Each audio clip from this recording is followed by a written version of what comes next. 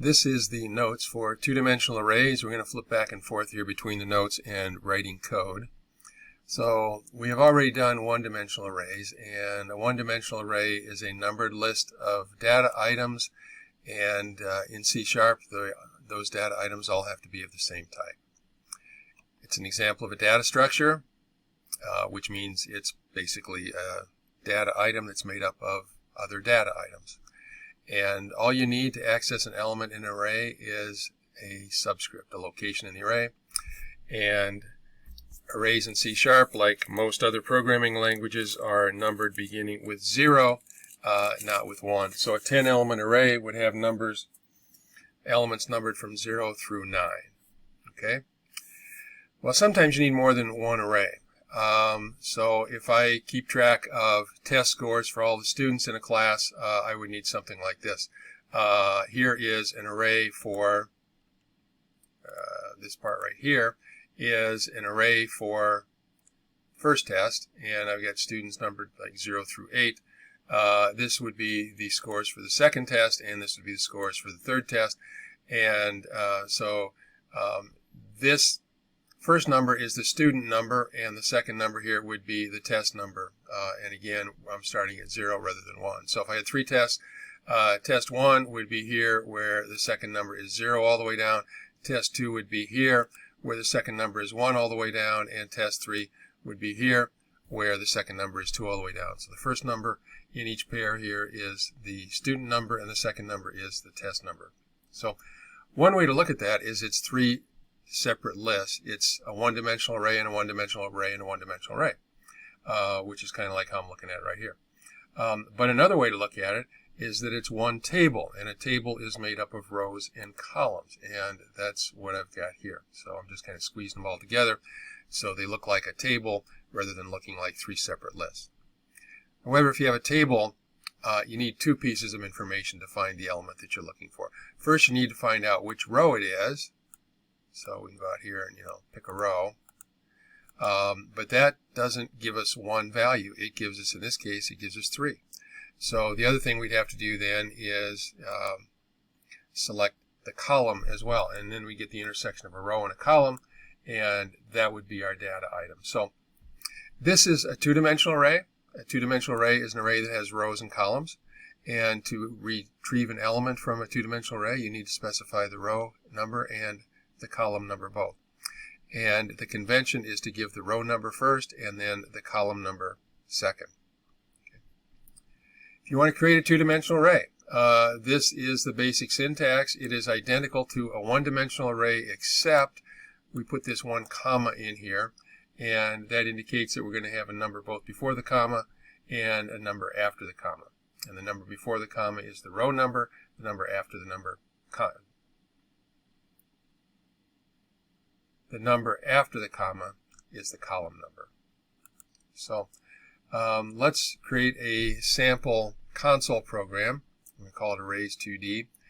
And we've got some code here to create an array of integers called scores. The rows are numbered from 0 to 19, and the columns are numbered from 0 to 2.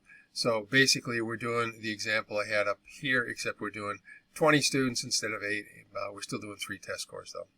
Okay, so we need to flip over to our Visual Studio, and we need to create a new project. So File, New Project, and go to Visual C# and choose Get Started, and we do a console app, and we said we're going to call this Arrays2D.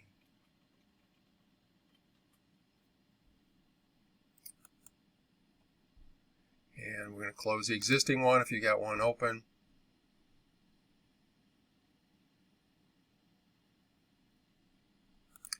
Okay, so here's our program shell, and we're going to get rid of the comments and the right line, and we're also going to get rid of this comment down here at the bottom, and we'll make a little room. We want that read key to be at the very bottom, so our screen will stay visible for a while.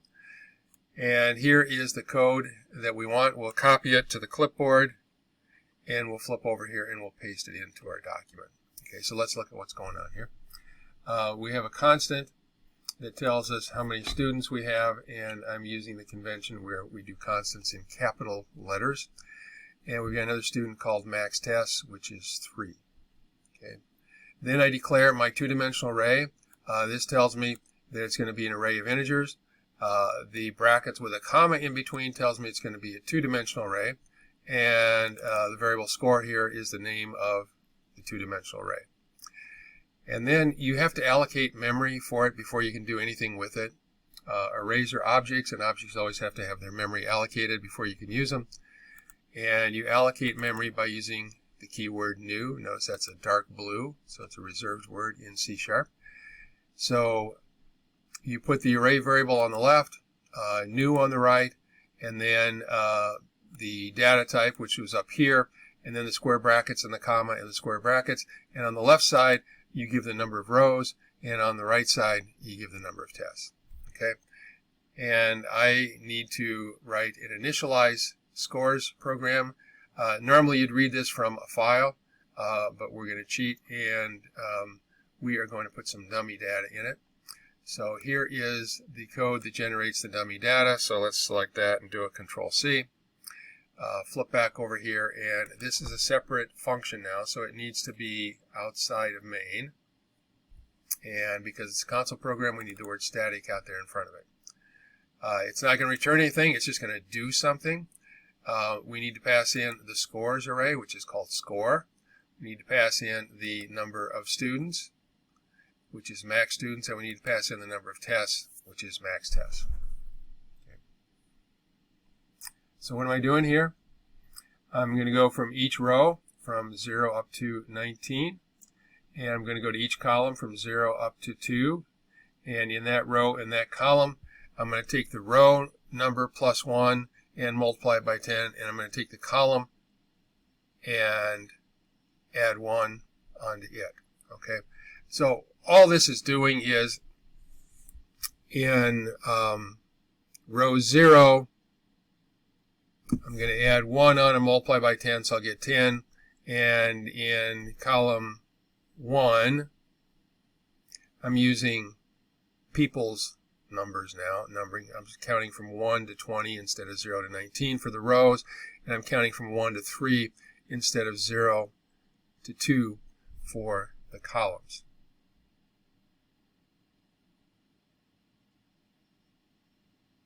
Okay.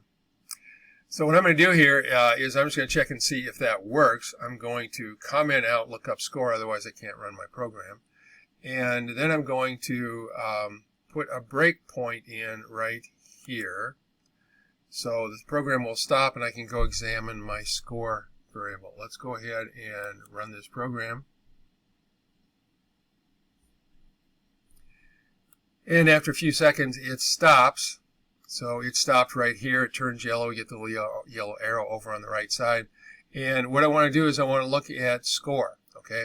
If I pause the mouse over score, I get this little box that pops up, and if I click on the triangle next to it, it will show me the elements in the array. Now it does not show them as a table.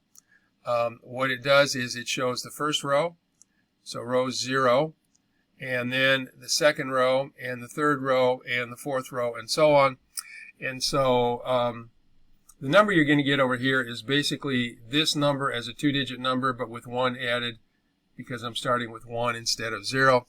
So 1 added to the row number, 1 added to the column number. So instead of 0, 0, I get 1, 1. Instead of 0, 1, I get 1, 2. So you can go all the way down here to the very last one. The last one would be 19, column 2, and that's going to be actually the 20th column, 20th row, and the third column if you start numbering from 1. So if you're counting like a person instead of a computer. So it is initializing the data correctly. I can stop that. And now what I want to do is I want to write a function called lookup score. And what I'm going to do is I am going to pass in the score array. I'm going to pass in the size of the array. There's another way to do this without passing these numbers in that we can look at a little bit later. And I want to write some code for this function now. Let's flip back over to our Word document. And in our Word document,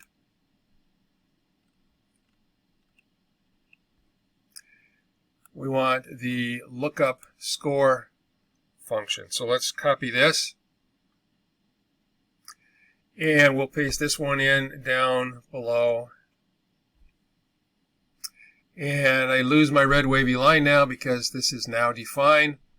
So here's what, let's look at what's going to happen. I'm going to pass in the array and basically the size of the array. And I'm going to ask the user to enter student, and I'm going to ask them to enter a student from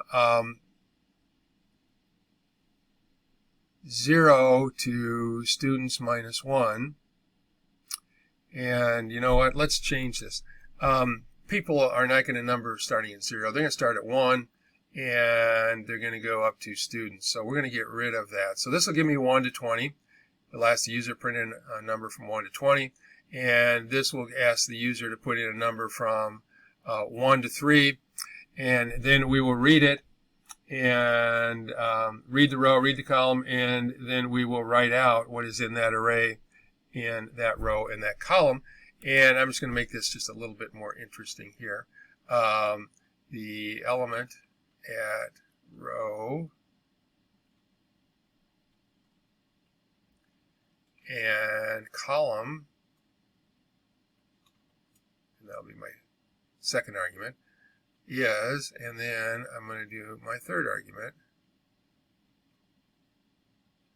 Okay. And I need a comma, and I need the row number, and I need the column. Whoops, I'm calling them R and C, not row and column. R, comma, C, comma. Okay. That should get rid of the red wavy line for me. And so now if they type in that they want row 5, column 2, then the number that gets output will be 52. That's how you know that's working right. It'll basically print out the tens column will be the row number that they specified, and the ones column will be the column number they specified, using a number system based on 1, not 0. So let's go ahead and run this. And I do not need my breakpoint here anymore. I'm going to click that, and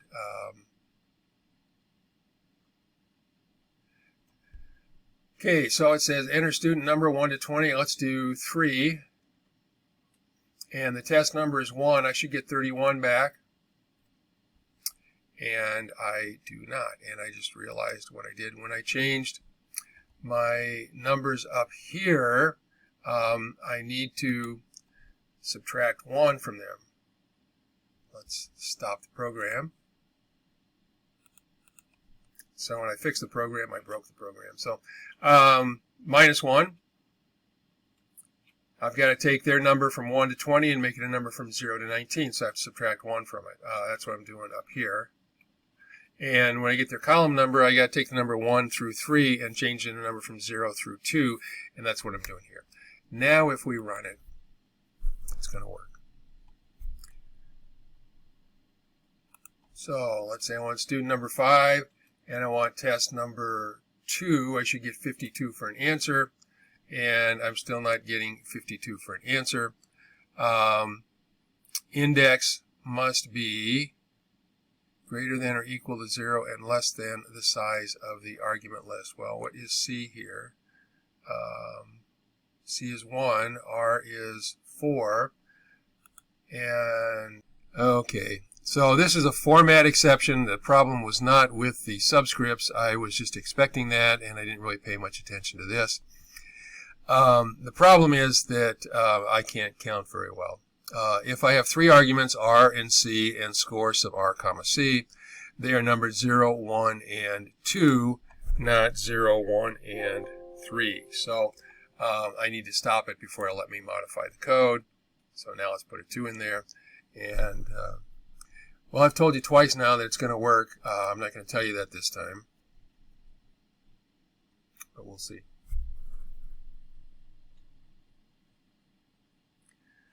So I want student number 5. I want test number 2. I should get 52. And I did not put that in a loop. So if I want to test it again, so let's run it again. Try another value. So we'll do student 20, which would be the row number 19 in my list. I'll do 3, which would be, this would be the very last student, the last test. So I should get 20 and then a 3, 203 as my result. and I do. Okay, let's stop there.